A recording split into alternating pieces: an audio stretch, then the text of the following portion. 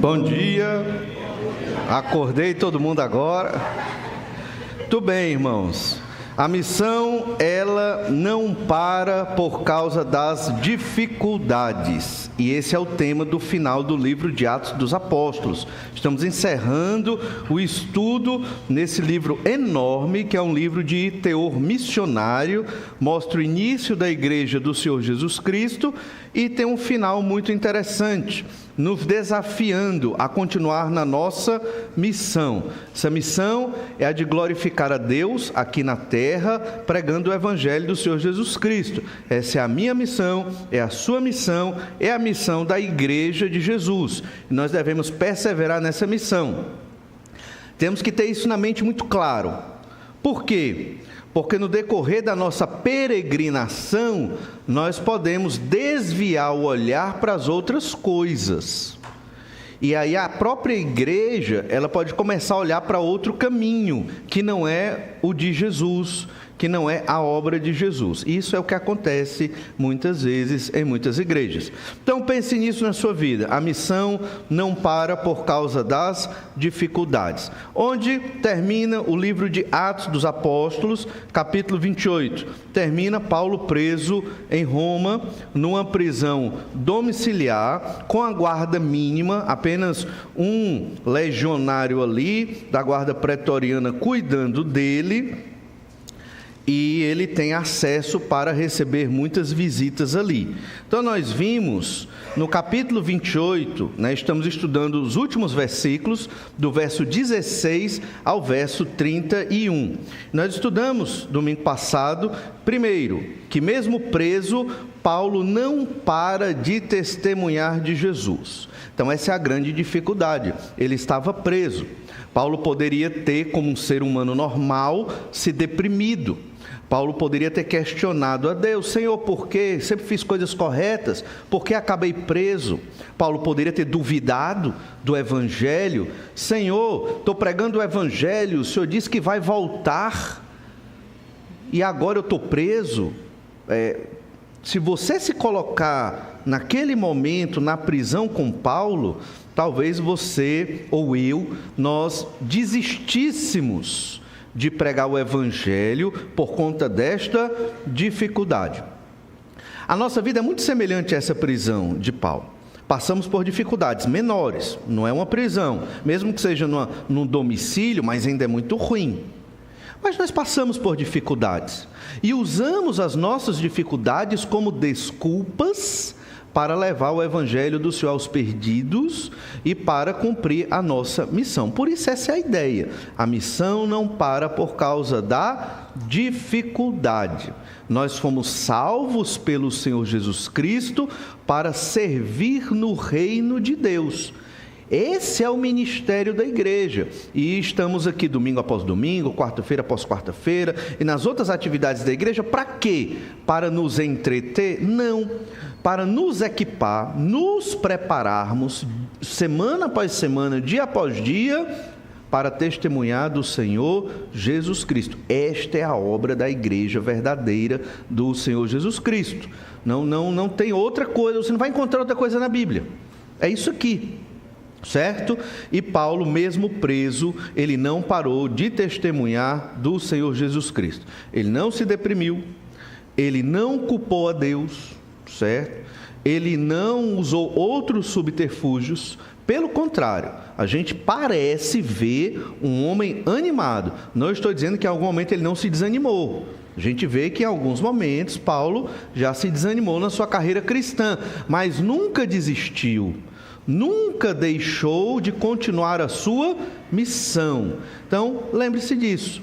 Esta é a sua missão também. Vamos ler do verso 16 ao verso 22 para relembrar e depois prosseguir. Diz assim, Atos 28:16. Uma vez em Roma, foi permitido a Paulo morar por sua conta, tendo em sua companhia o soldado que o guardava. 3 dias depois, ele convocou os principais dos judeus e, quando se reuniram, lhes disse: varões e irmãos, nada havendo feito contra o povo ou contra os costumes paternos, contudo vim preso desde Jerusalém, entregue nas mãos dos romanos, os quais, havendo-me interrogado, quiseram soltar-me sobre a preliminar de não haver em mim nenhum crime passível de morte. Diante da oposição dos judeus, senti-me compelido a apelar para César, não tendo eu, porém, nada de que acusar a minha nação. Foi por isto que vos chamei, para vos ver e falar, porque é pela esperança de Israel que estou preso com esta cadeia. Então eles lhe disseram, nós não recebemos da Judeia nenhuma carta que te dissesse respeito. Também não veio qualquer dos irmãos que nos anunciasse ou dissesse de ti mal algum. Contudo, gostaríamos de ouvir o que pensas, porque na verdade é corrente a respeito desta seita, que por toda parte é ela impugnada. Então, mesmo preso, Paulo não para de testemunhar de Jesus. E uma segunda verdade que nós observamos nos textos finais do livro de Atos é que mesmo preso, Paulo ele pregou o evangelho aos judeus. Ele viu uma oportunidade, ele os chamou lá e eles foram muitos judeus ali. E Paulo prega o evangelho para eles. O evangelho que Paulo prega não é um evangelho inventado. Ele prega o que está no Antigo Testamento. Ele prega sobre o reino de Deus, sobre Jesus Cristo, que é o rei, que veio e voltará. E ele prega, usando, obviamente, a lei de Moisés e os profetas, ou seja, os escritos do Antigo Testamento. Por que é importante reforçar isso? É porque na modernidade, muitas vezes, os crentes leem a Bíblia de maneira errada. Eles leem um versículo, às vezes, para dar sorte, um versículo solto, isolado. Eles não querem ter uma compreensão total da Bíblia para pensar biblicamente. A Bíblia é um livro para estudar a vida toda. Por quê? Porque nós precisamos pensar biblicamente. O que é pensar biblicamente? Como eu cuido das finanças segundo a Bíblia? Como eu dirijo o meu carro segundo a Bíblia? Um exemplo bem simples. Como eu cuido da minha família segundo a Bíblia? Então eu tenho que confrontar a Bíblia com minha vida, todo dia. E todos nós aqui estamos aprendendo, porque estamos estudando a Bíblia. Ninguém aqui chegou no ponto de dizer, sei tudo da Bíblia. Pelo contrário, por sinal, eu até queria mais tempo para ler mais e estudar mais a Bíblia em casa. Porque tem muita coisa interessante para estudar e para observar. Não é nada misterioso, mas é porque a palavra de Deus, obviamente, ela tem ensinos extremamente maravilhosos e profundos e que é necessário estudar e investigar. E isso não é para que você diga, eita, vou desistir de ler a Bíblia porque o pastor que é o pastor tem que estudar mais, quanto mais eu vou desistir. Não, é o contrário. Eu estou falando isso para te motivar. Você tem que estudar mais a sua Bíblia. E é estudando a Escritura que você vai conhecer mais a Deus. Não tem conhecimento de Deus sem conhecimento da Bíblia Sagrada. Não tem. Às vezes os crentes, eles estão tristes porque eles desistiram de estudar a palavra de Deus. Eles acham que já sabem o suficiente e pronto. E aí eles vão tentando com suas próprias forças resolver as questões da sua vida. E aí vem sofrimento, decepção, dificuldade, porque deixaram de olhar na Bíblia os conselhos do Senhor. Fora aqueles momentos que você está lendo a Bíblia e são momentos... Eu não sei se são constantes, mas acontece muitas vezes na vida dos crentes, quando Deus fala diretamente a você através de um texto bem interpretado. Não é um texto místico que você... Vamos ver aqui o que é que Deus tem para mim hoje. Não, isso não. O que eu estou falando é você ler um texto da Bíblia bem interpretado e você... É isso que eu tenho que fazer na minha vida. Irmão, isso é fantástico. E Deus faz isso. Mas você tem que, obviamente, ler a sua Bíblia para ter esse entendimento. Então, por isso que é importante ressaltar como Paulo pregou o Evangelho aos judeus. Atos 28, 23, olha o que diz aí. Havendo-lhe eles marcado um dia, vieram em grande número ao encontro de Paulo, na sua própria residência. Então, desde a manhã até a tarde, lhes fez uma exposição em testemunho do reino de Deus, procurando persuadi-los a respeito de Jesus. Ele fez uma exposição sobre o reino de Deus. Depois ele procurou persuadi-los a respeito de Jesus. Por quê? Porque Jesus é o rei. O reino, o rei. E aí ainda no versículo diz: tanto pela lei de Moisés como pelos profetas. O que é que Paulo usou? A palavra de Deus. Percebe? Paulo, ele não usou emocionalismo, ele não usou mágica, ele não usou um show pirotécnico, ele não fez isso. Ele estava preso numa prisão domiciliar, ele usou a Bíblia dele. A Bíblia dele era a lei e os profetas. É assim que os judeus dividiam a Bíblia no Antigo Testamento: lei, profetas e escritos, Mas ele usa essas duas partes só para enfatizar, ou para reduzir muitas vezes. O fato é que ele usou as escrituras para falar do reino de Deus e do rei. Esse conceito de reino tem a ver com o evangelho que Jesus pregava. Jesus pregava o evangelho do reino. E o que significa o reino de Deus? Significa muita coisa. Dentre tudo o que significa, tem a ver com a nossa salvação e tem a ver com o fato de a nossa salvação, ela não ser só espiritual. A nossa salvação, os crentes em Jesus, é uma salvação real e física. Entra a ressurreição, entra todo o planeta ser novamente controlado diretamente, Deus na terra. Hoje Deus controla todas as coisas, Deus é soberano sobre tudo, mas porque Deus quis, não sabemos tudo, as trevas ainda operam aqui, mas vai chegar o dia que não vão mais operar. Satanás não vai mais ter vez, os anjos caídos vão ser todos condenados, e Deus mesmo vai reinar aqui nessa terra. É o reino de Deus na prática. O reino de Deus ainda não está acontecendo hoje na sua completude. Por quê? Porque Jesus ainda não retornou. É a explicação mais clara da Escritura, E a gente vê isso porque existe assassinato, existe roubo, existe corrupção, existe drogas, existe adultérios, existe feitiçarias, existe tudo que não presta, existe nesse mundo. Isso é fruto do nosso próprio pecado e das artimanhas das trevas contra nós. Então, o reino de Deus não está pleno. Você não é feliz porque o reino de Deus ainda não está pleno. Felicidade é quando Deus mesmo estiver na terra e não vai ter mais, já vimos isso em 1 Coríntios 15, não vai ter mais morte, não vai ter doença, não vai ter depressão, não vai ter traição, não vai ter nada disso. Não vai ter aquele cansaço do trabalho, não vai ter aquela correria da vida, não vai ter aquela ansiedade.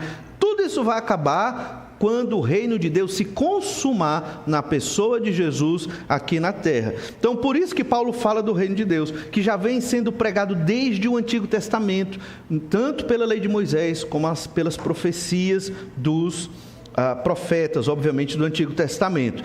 Então, ele fala do reino, ele fala do rei, e isso na lei e nos profetas. Ele está pregando a Bíblia, como nós estamos pregando hoje, só que a gente usa o Novo Testamento, que é a revelação de Deus no período da Nova Aliança e da Igreja do Senhor Jesus Cristo. Jesus pregou assim também. Qual foi o resultado desta pregação? Olha o verso 24, Atos 28, 24. Houve alguns que ficaram persuadidos pelo que ele dizia, outros, porém, continuaram incrédulos. Você vê que a batalha de Paulo era uma batalha hermenêutica, que significa o quê? Era uma batalha de interpretação. Ele estava explicando para os judeus ali, da cidade de Roma, que cuidavam da sinagoga que estava em Roma, que Jesus era o Messias, que Jesus era o Salvador prometido, que Jesus era Deus. Como o Pai é Deus, Jesus é Deus e o Espírito Santo é Deus, era isso que ele estava pregando para que os judeus crescem, porque eles não criam que Jesus é Deus. E essa é a nossa mesma pregação hoje. Jesus é Deus, como o Pai é Deus, como o Espírito Santo é Deus, e não há outro caminho de salvação senão Jesus Cristo. Salvação da condenação do inferno e salvação do sofrimento desta terra. É melhor, 1000 vezes melhor, sofrer pelo nome de Jesus do que ter os prazeres do mundo. Se você um dia tiver que escolher, escolha sofrer por Jesus. É 1000 vezes melhor, é incomparável do que você ter os prazeres terrenos aqui da sociedade caída. E, naturalmente, quando nós pregamos o Evangelho, alguns creem e outros não, e era isso que estava acontecendo. Olha o verso 25. Paulo, ao ver que alguns não creram, ao perceber que alguns não creram, Paulo foi duro. Por que Paulo foi duro? Olha o verso 25. E havendo discordância entre eles, despediram-se dizendo Paulo estas palavras: bem falou o Espírito Santo a vossos pais por intermédio do profeta Isaías, quando disse: vai a este povo e dize-lhe: de ouvido ouvireis e não entendereis, vendo vereis e não percebereis, porquanto o coração deste povo se tornou endurecido, com os ouvidos ouviram tardiamente e fecharam os olhos, para que jamais vejam com os olhos, nem ouçam com os ouvidos, para que não entendam com o coração e se convertam e por mim sejam curados. Paulo, ele cita um texto de Isaías, capítulo 6, do verso 9 ao 10. E esse texto é um texto pesado, e Paulo está dizendo: vocês estão escolhendo a incredulidade. Por que Paulo foi tão duro? Porque aqueles judeus, rabinos, provavelmente aqui no meio, o chefe da sinagoga talvez também estivesse no meio aqui, eles conheciam a lei e os profetas, eles conheciam as escrituras, eles sabiam, mas eles escolheram não crer que Jesus é o rei, o Messias. Eles escolheram isso. Na época de Isaías, a gente sabe o que aconteceu no capítulo 6, é um capítulo muito conhecido do livro do profeta Isaías. O Senhor se revela ao profeta de uma maneira incrível, no seu trono. Ali, aquela revelação é a corte de Deus. Deus sentado no seu trono, os anjos ao redor do Senhor, e Deus chama Isaías e fala com Isaías. E os anjos clamam ali, não é? Quem há de ir por nós? Quem vamos enviar? Quem eu enviarei? Deus mesmo falando ali. Veja que Deus não obriga Isaías, ele poderia, mas Deus não obriga. Deus pergunta: quem eu enviarei? E Isaías responde: eis-me aqui, envia-me a mim. Isaías, um profeta, estava disposto a fazer a vontade de Deus, pregando para um povo incrédulo. E então Deus diz, olha Isaías 6, verso 9: então disse ele: vai e dize a este povo. Isso é Deus falando com o profeta: ouvi, ouvi e não entendais, vede, vede, mas não percebais.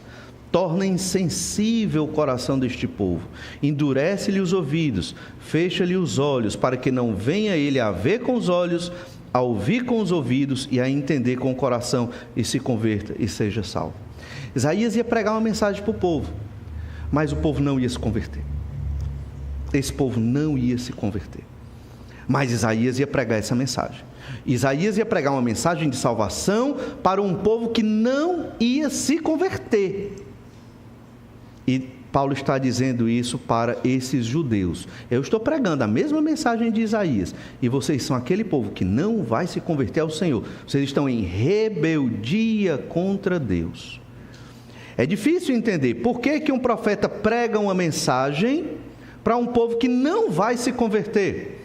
É porque pregar o Evangelho, prioritariamente, é para a glória de Deus. Isaías, no contexto dele, ia pregar uma mensagem de arrependimento, mas Deus está dizendo: o povo não vai se converter, mas a mensagem tem que ser pregada, para que o nome de Deus seja glorificado, até naquele que se perde o nome de Deus é glorificado. Deus sempre será exaltado e sempre será glorificado, e só o Senhor sabe aqueles que vão crer no nome dele. É Deus quem age na vida das pessoas no poder do Espírito Santo para abrir os corações para crer. Paulo encerra a pregação dele dizendo isso. Paulo encerra dizendo: vocês são como aquele povo, vocês não estão entendendo a mensagem de salvação. Hoje, muitas pessoas ouvem o Evangelho, mas não entendem. Muitas pessoas estão nas igrejas, estão participando, se dizem evangélicas, mas não compreendem a mensagem do Senhor Jesus Cristo. No dia que entenderem e compreenderem, verdadeiramente seguirão a Jesus e colocarão Deus como a pessoa mais importante das suas vidas. Nenhum ser humano faz isso na vida de ninguém. Nenhuma instituição ou igreja faz isso na vida de ninguém. Isso é uma obra sobrenatural que o Senhor faz na vida dos pecadores. E aqueles que já creram em Jesus e têm plena convicção do seu lugar no reino de Deus, louve a Deus, se alegre. Quando você for entoar um cântico, cante com alegria, porque o Senhor abriu seus olhos, porque nem todos vão enxergar o Evangelho de Jesus. Não por falta de pregação, mas porque não vão enxergar o Evangelho do Senhor Jesus Cristo. Para a gente entender isso melhor, lá em Romanos capítulo 11, do verso 5, a gente lê assim. Romanos 11, 5. Assim, pois, também agora, no tempo de hoje, sobrevive um remanescente segundo a eleição da graça. Isso Paulo está falando a judeus que vivem em Roma. Esses mesmos judeus aqui que ele está pregando lá, que estão vivendo ali, agora ele está falando por meio da epístola. Olha o que ele diz aqui. Assim, pois, também, repetindo, verso 5. Assim, pois, também agora, no tempo de hoje, sobrevive um remanescente segundo a eleição da graça. E se é pela graça, já não é pelas obras. Do contrário, a graça já não é graça. Então, é graça. O que é graça? Cantamos aqui o hino do John Newton sobre a graça de Deus. Graça é presente. Na nossa cultura é muito difícil a gente entender o que é graça. Sabe por quê? Porque você é um filho, você tem os seus pais. Seu aniversário é em outubro ou novembro, mas em janeiro você já pede o seu presente. Isso acontece na sua família ou não? É da nossa cultura. O presente deixou de ser graça. O presente se tornou obrigação. É por isso que para nós é difícil entender a graça de Deus. Na minha família foi assim também. Janeiro, fevereiro, eu já pedia meu presente de julho. E quando chegava em julho, eu pedia outro. Pensava que ela ia esquecer, minha mãe, mas ela não esquecia não. Mas a ideia é que isso não é graça. Graça é um presente que você dá para uma pessoa. Presente é presente. Presente é obrigação? Mas a gente meio que coloca como se fosse uma obrigação. A gente tem dificuldade de entender a graça de Deus. E aqui nesse texto de Romanos, Paulo está dizendo que dos judeus ali, de Roma e de outras localidades, os judeus estavam espalhados pelo mundo nesse período, na dispersão, havia um remanescente fiel, um grupo de judeus convertidos ao Senhor Jesus Cristo, que fazia parte da igreja de Deus. E esse grupo convertido foi pela eleição da graça de Deus. Ou seja, Deus quis salvar alguns. Mas por quê? Porque Ele quis, Ele não tem obrigação de salvar ninguém. É que nem tal, isso é difícil.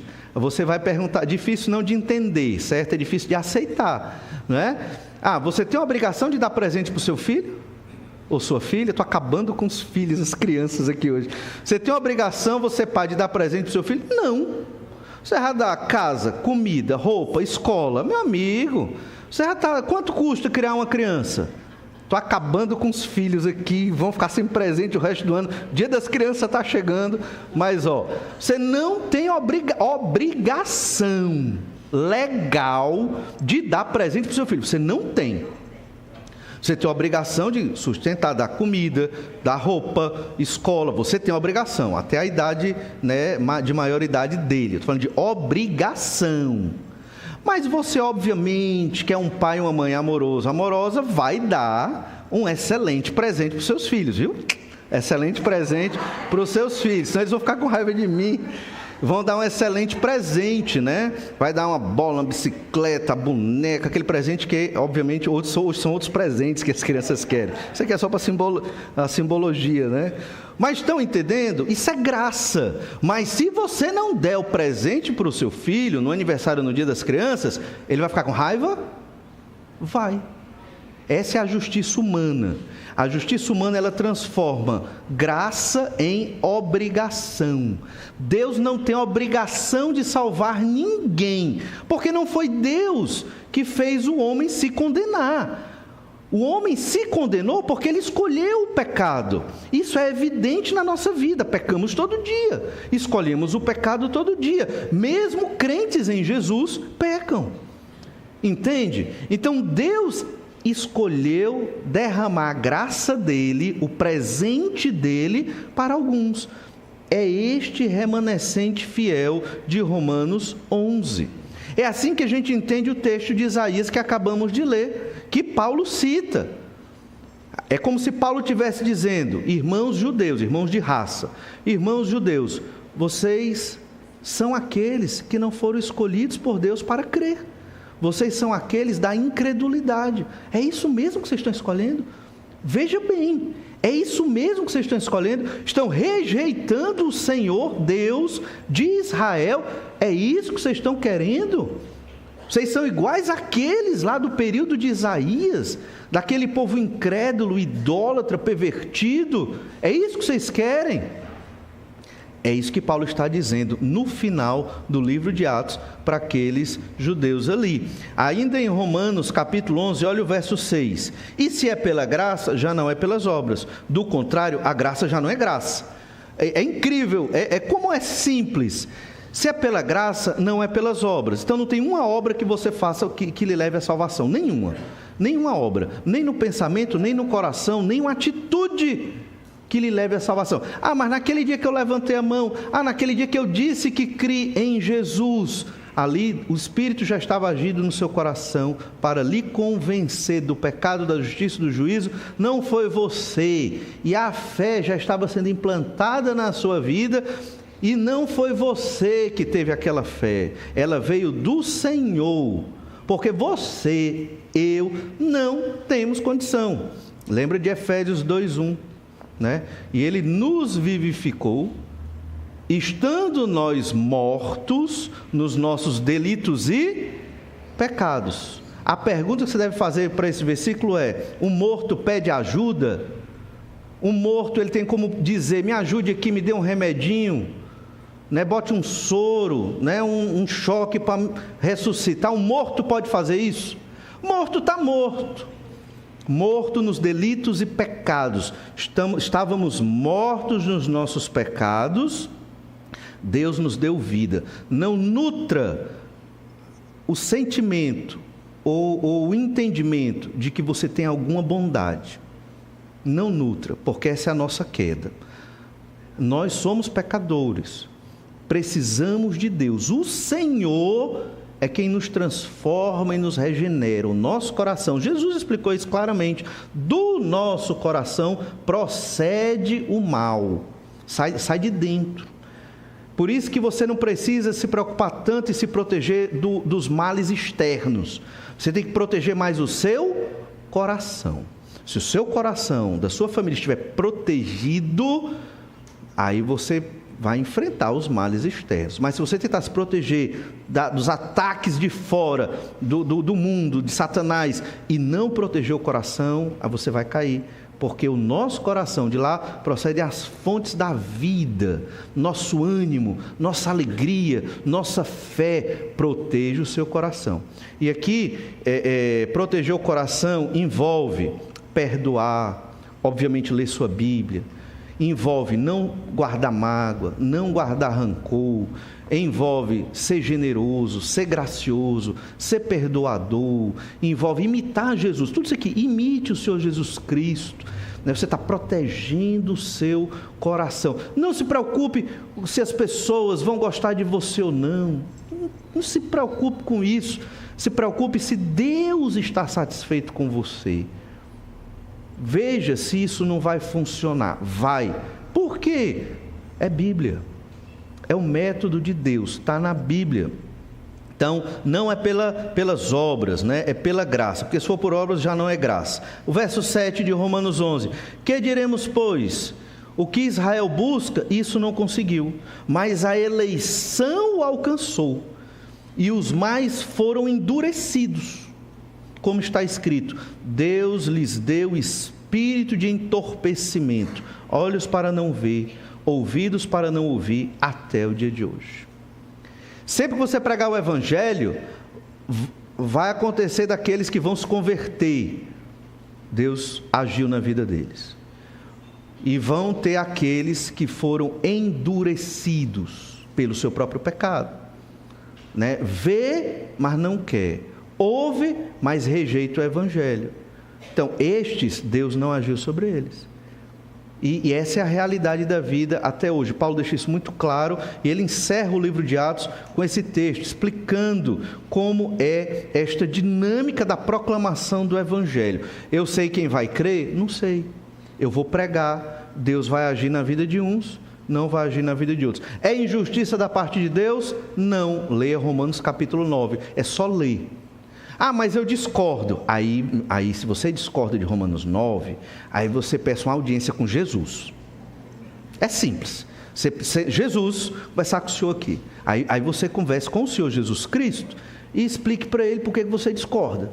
Mas está lá, Romanos 9, não temos tempo de ver tudo aqui, certo? Então, mesmo preso, Paulo prega lá o Evangelho aos judeus. Olha o que diz o verso 28.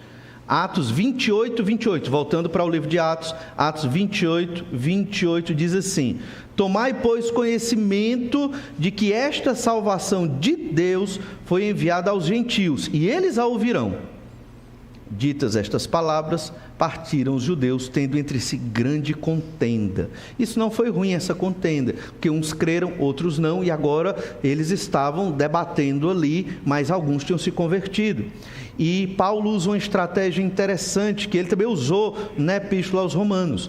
Ele tentou criar ciúmes, um ciúmes benéfico, no povo de Israel aqui, nos judeus ali de Roma, mostrando: vocês não querem o Evangelho? Pois eu vou pregar para os gentios, eu vou pregar para os gregos, romanos, asiáticos. Vocês não querem? Eu vou pregar para outros, né? Deus vai transformar a vida de outros. Isso era para o israelita, talvez hoje não é uma estratégia interessante a gente usar, mas para o israelita era importante, porque o Deus de Israel, que era, entre aspas, exclusivo deles, ia para outros. Eita, ele vai pregar o Deus de Israel para outras pessoas? O Messias? Não, peraí, ele é nosso. Então isso era para dar um choque na mente do israelita ali. Paulo fala isso em Romanos 11, verso 11. Paulo diz assim: pergunto, pois, porventura tropeçaram para que caíssem? Falando de Israel. Israel tropeçou para ficar caído? Ou seja, será que Israel nunca vai se levantar da sua incredulidade? Aí Paulo responde: de modo nenhum.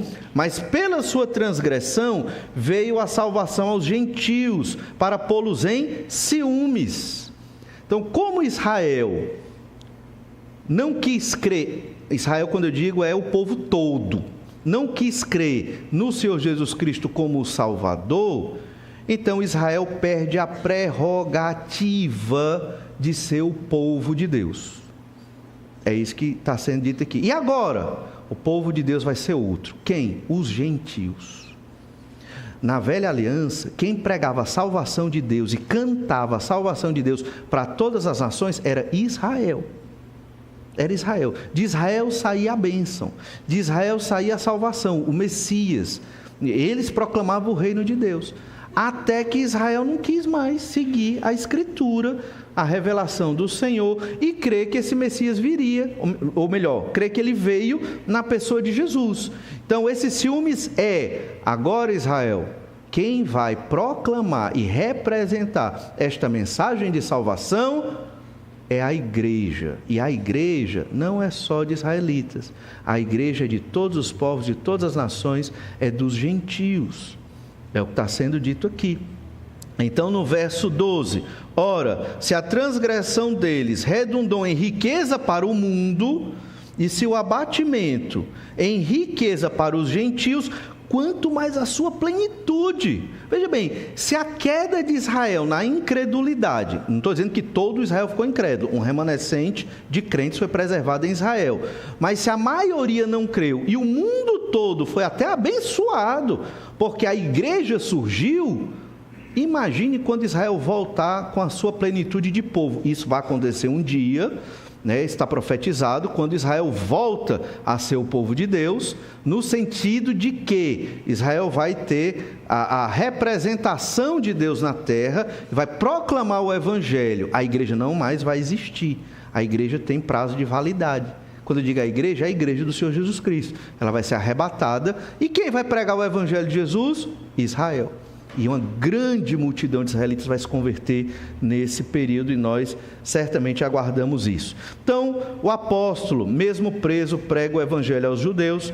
Ele é muito real. Aqueles que não se converteram estão na incredulidade, e os gentios vão ouvir o evangelho, e a obra não para. Era para o israelita continuar pregando o evangelho, como o povo de Jesus, mas o povo de Jesus não quis receber Jesus. Poucos se converteram, um remanescente fiel, que obviamente fez parte da igreja. E por fim, um terceiro ensino do nosso texto, nos últimos versículos do livro de Atos, é que mesmo preso, a mensagem não para de ser proclamada.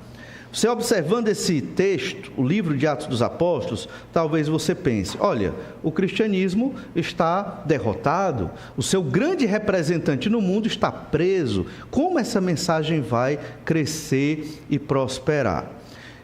Temos que pegar esses textos e trazer para a realidade de hoje. Em que sentido? Às vezes, na igreja, no trabalho da igreja, nós desanimamos.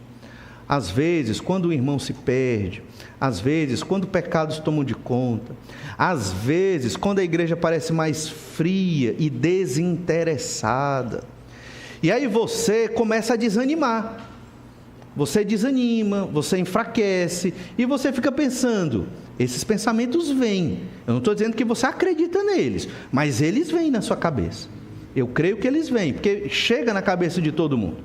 Que pensamentos? Vale a pena? Tantos anos, vida de igreja, vida de crente, vale a pena tudo isso? Esses pensamentos são pensamentos de incredulidade, para nos desviar, desanimar e afastar do caminho do Senhor. E esses pensamentos, o que é que você faz com eles? Ignora, rejeita, porque eles não são a verdade. É o seu coração tentando te enganar. É sua natureza de pecado tentando mostrar, não vale a pena. Irmãos, nós somos muito frágeis.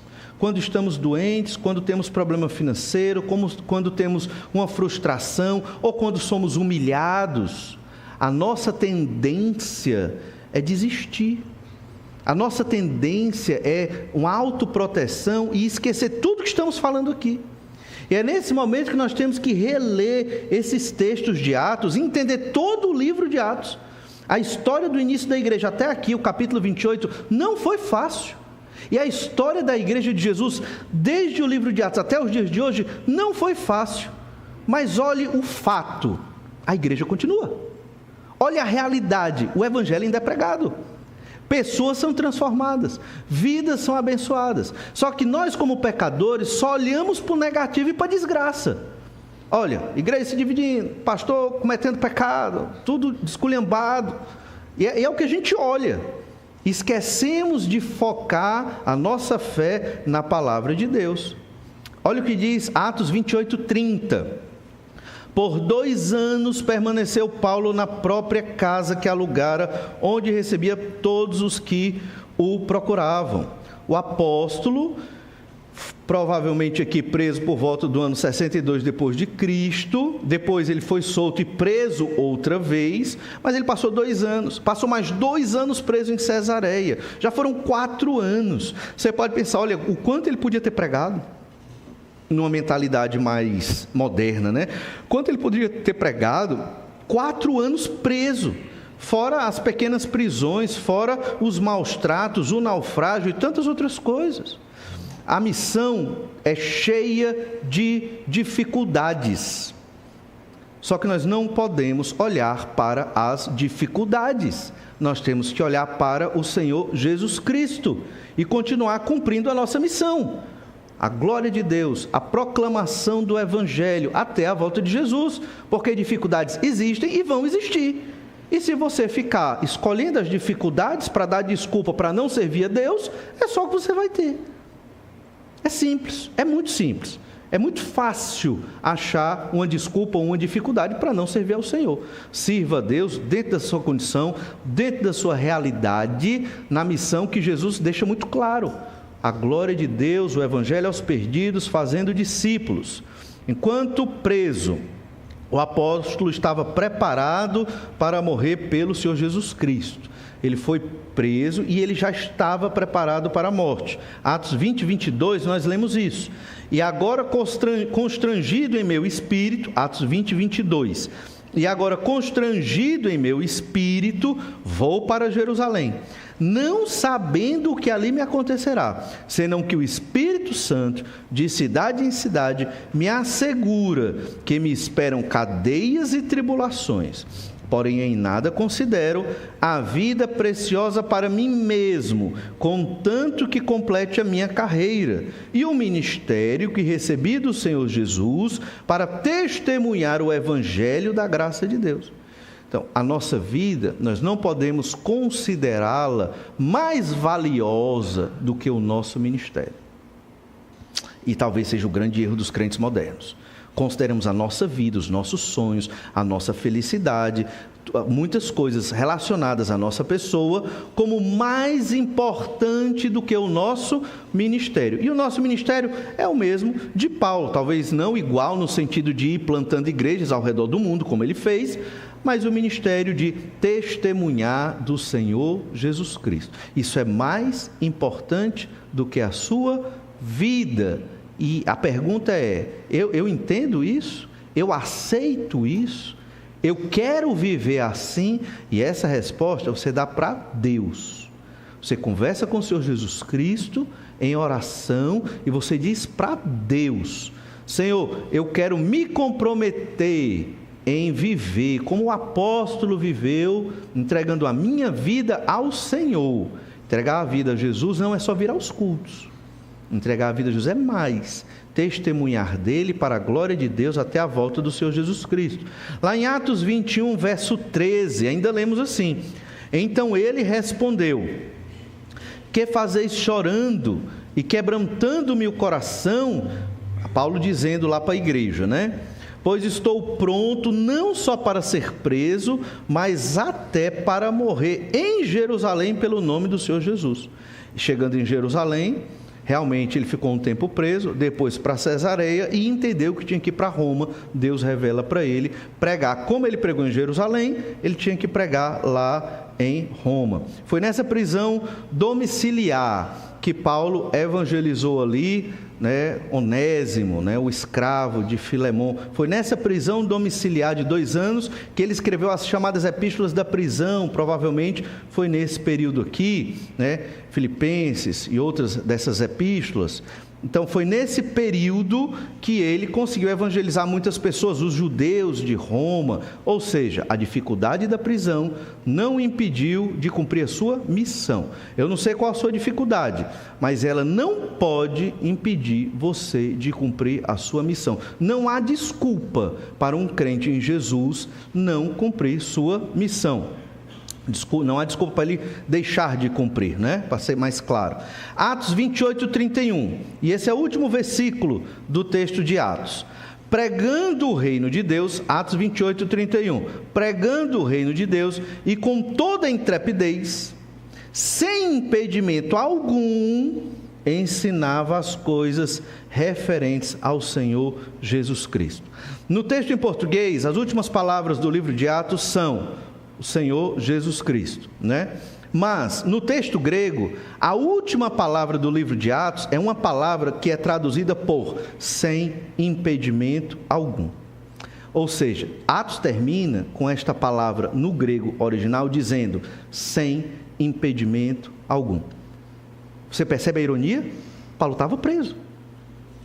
Paulo estava preso, mas foi sem impedimento algum.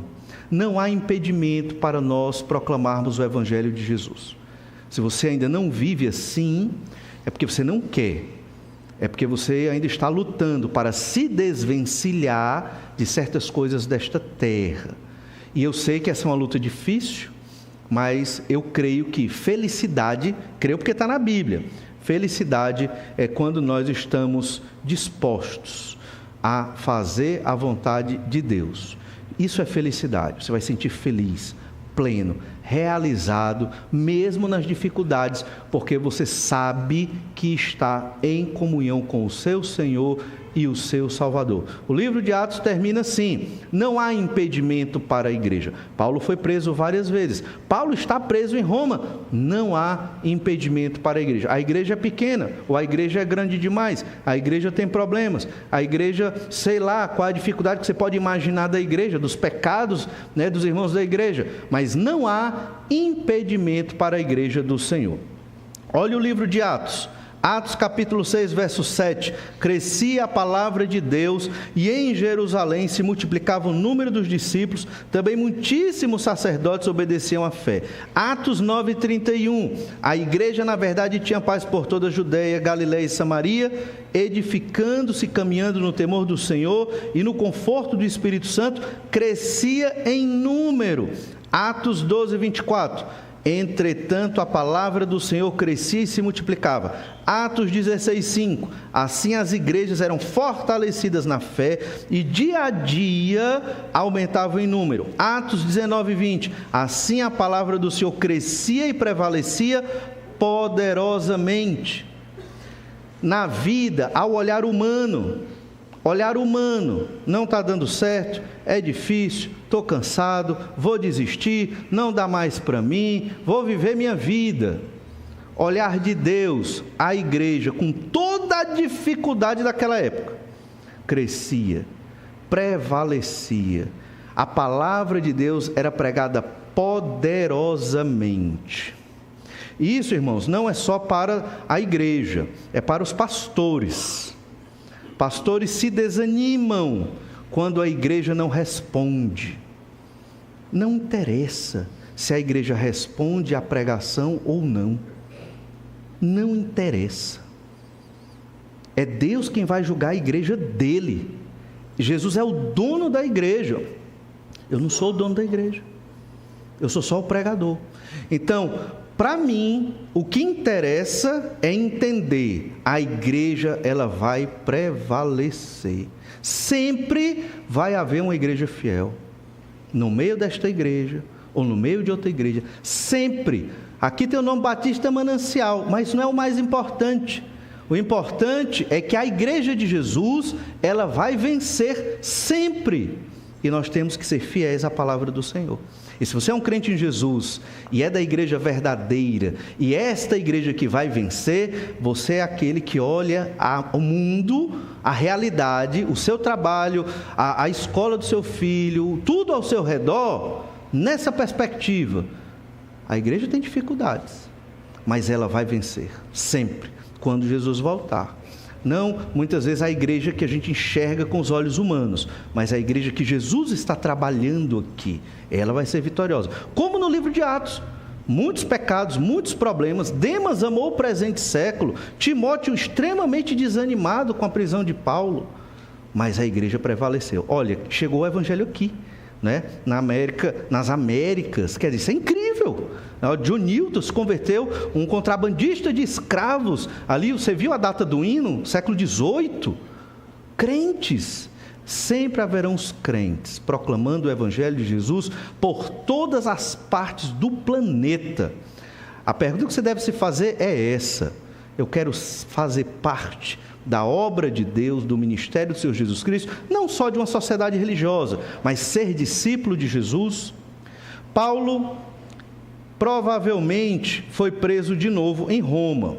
Atos 28 encerra Paulo preso pela primeira vez em Roma. Ele foi solto, continuou proclamando o evangelho e preso de novo, sob o regime de Nero.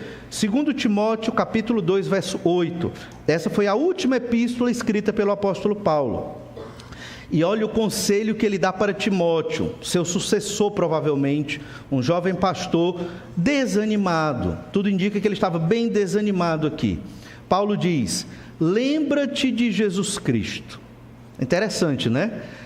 O que mais ouve é sobre Jesus. E o conselho de Paulo para Timóteo é: lembra-te de Jesus Cristo. E ele diz mais: ressuscitado de entre os mortos, descendente de Davi, segundo o meu evangelho, pelo qual estou sofrendo até algemas como malfeitor. Contudo, a palavra de Deus não está algemada. Por esta razão, tudo suporto, por causa dos eleitos, para que também eles obtenham a salvação que está em Cristo Jesus com eterna glória. E essa é a nossa motivação. Graças a Deus não estamos presos, mas temos que tudo suportar por causa daqueles que creem e que haverão de crer. E para que isso aconteça, para que a nossa missão não pare por causa das nossas dificuldades, para que a missão de Jesus não pare e não vai parar, temos que lembrar do Senhor Jesus Cristo.